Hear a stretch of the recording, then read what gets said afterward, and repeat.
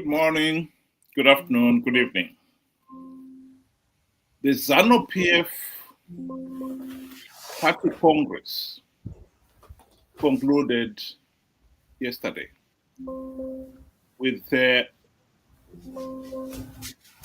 conference renewing its so-called resolution number 1, calling for Mnangagwa to stay in power until 2030. It is interesting to note how the party is going to all manner of explanations to justify that move.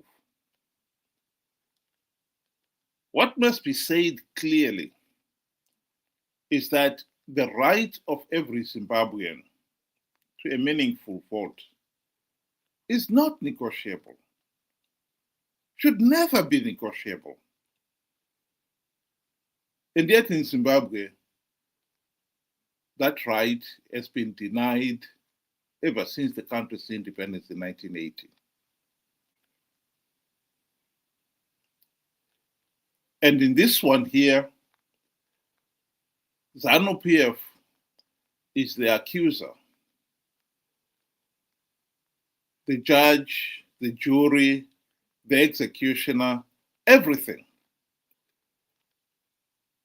And so it judges its own elections, even when it's the one that has rigged those elections. And of course, it has been judging them free, fair, and credible. And now the regime is trying to take us one step further. The regime is illegitimate, and now it wants to extend its illegitimate claim to power by suspending or denying the people the right to a meaningful vote in the name that Mnangagwa has been performing so well. He should be allowed to stay in office by hook or by crook. Let's hear the party spokesperson, Mnangagwa, trying to explain that very act. Resolution number 1, which basically calls for the continuation of the president's term of office to 2030. It is a resolution which originated from the grassroots of the party. It came all the way through from the organs. It came all the way from the cells to the branches, to the districts, to the inter-districts, and to the provinces, until it emerged as the unanimous all-round resolution of all the delegates who came here, not a dissenting voice. They call upon the president to say, you are doing a good work. You have turned around an economy which was in comatose. We had no currency. We were a pariah state. We were spending all our money on social welfare. Now the economy is vibrant. We are the fastest growing. We have sinews of the economy which point to the fact that the middle income goal status is achievable. This is why they want the president to continue, and they've called upon the president to continue. That's what they did. They called up upon the president. Of course, the president is a constitutionalist. He still sticks to the position that he will serve 2 terms, but it does not dispense with the wish of the democratic wish of the people that the president could serve or should serve longer than that. What becomes of it, we are going to make sure that all the constitutional aspects to make this resolution realizable are addressed. And this is the call by the conference. They not only passed the resolution, but they said mechanisms should be instituted to make sure that this resolution is realized. So this is the goal of the party. As to what will happen in 28, it's up to the president. It's his choice. He's a constitutionalist and he's a free man. He may want to comply with the resolution, or he may not want to comply with the resolution, but that is another thing because it's his choice. In any event, anyway, 2028 will always be on the calendar of God. The time will come to decide on that matter. For the time being, we have work to do, which is to deliver a vibrant economy which will make Zimbabwe the shining star of Africa. We are doing well on the African stage. We are doing well on the global stage. This president is delivering on all those aspects, ticking every box of virtues in terms of what he's doing for Zimbabwe. Ticking every box of virtues of what he's doing for Zimbabwe. Some of us know that is a lie. Emmerson Mnangagwa rigged the 2023 elections. All election observers, including SADC and the AU, condemned those elections as flawed and illegal. Emmerson Mnangagwa is illegitimate. Let's get that one very clear. What we are seeing here is the party trying to maneuver itself so that Mnangagwa can stay in power, can extend his illegitimate rule beyond even what the Constitution said, maximum 2 terms. That is what we are seeing here. Zanu PF has always been the judge, the jury, the executioner, everything, in everything that they do, even when they are the accused. They rig the election and they become the judge, the jury, and everything in that process. And in the case of the elections, Mnangagwa insisted those elections were free, fair, and credible, and that Zanu PF won those elections and does not care what everybody else says. Here he is insisting that Zanu PF did win the elections and does not care what anybody else says. Kana vakatuka Zanu PF kana ini ndonyanyisa kufara kuita zvakanaka. Ukavona vavengi vakwashi kurumbidza nekuchikanganisa. Ukavona vachiti Zanu PF yakaipa farai.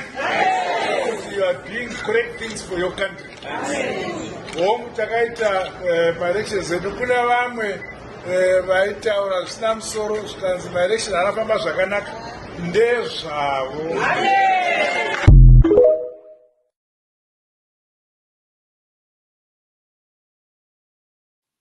So in terms of elections, Zimbabwe has failed to hold free, fair, and credible elections. We need to fix that problem. The right of every citizen to a meaningful say in the governance of the country is not negotiable,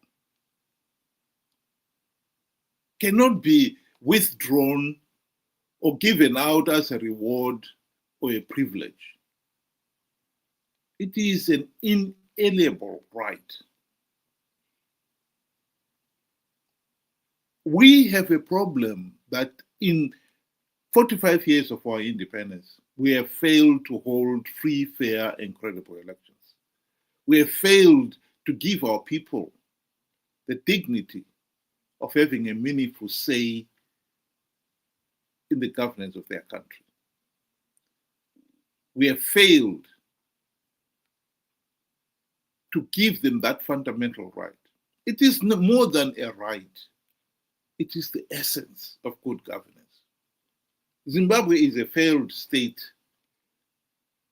because we have failed to have a system that allows people to hold those in positions of power to account. That is the problem. That is why we are where we are. And for Mnangagwa to say the system is not broken, don't fix it, it's absolutely meaningless. The system is broken. And even if it wasn't broken, the right to a meaningful say is not conditional or negotiable. Even if Mnangagwa was doing the right thing and the economy was improving, still he must be subjected to the democratic will of the people. Elections will not be cancelled just because the economy is doing well.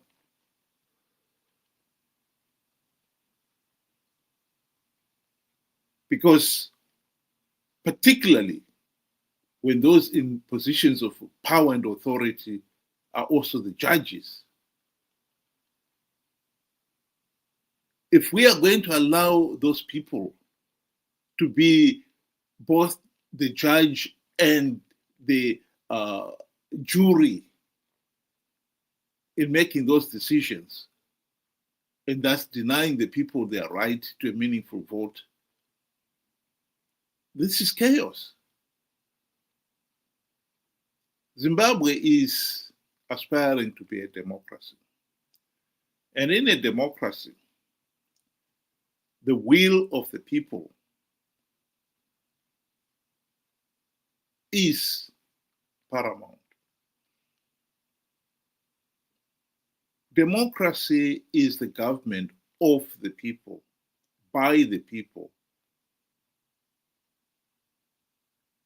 Only when the people themselves are in a position to hold those in positions of power and authority to account. And the ultimate expression of that is through elections. And the vote should be meaningful. In other words, they should be able to say to somebody who is in position of power and authority, we don't want you, vote him out. This has not happened in Zimbabwe because the people do not have that right.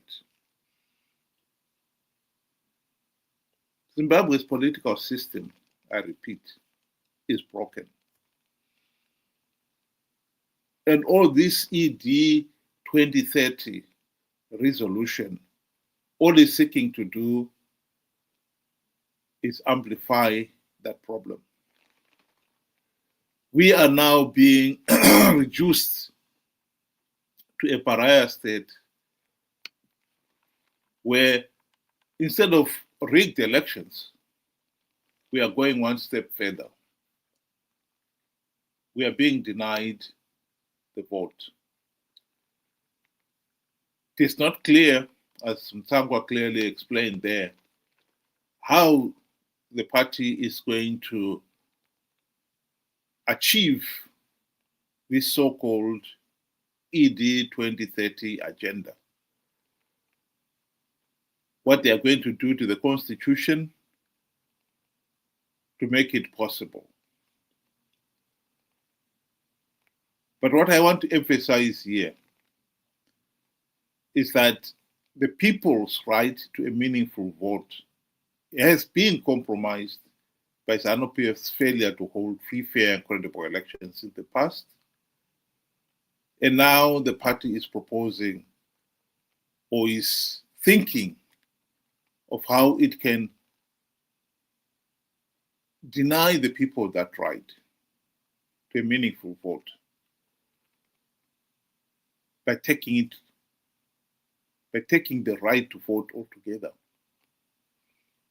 One option that has been put on the table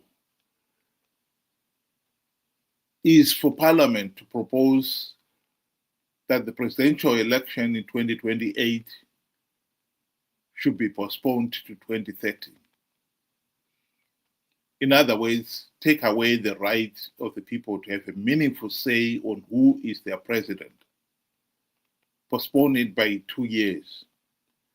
give Mnangagwa another 2 years to rule without the approval of the people.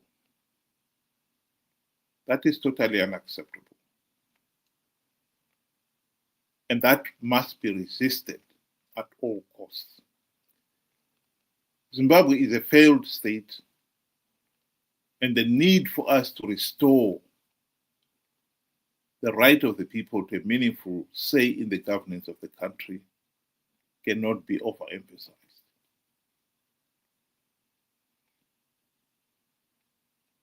If it ain't broken, why fix it? No.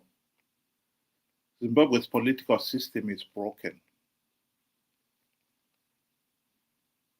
And we want to fix it by making sure that the people have their right, their inalienable right to a meaningful vote. Think about it. Thank you very much, those of you who were able to join us tonight. I hope you'll be able to do it again in future. 7 o'clock UK time, 8 o'clock Zimbabwean time. Good night.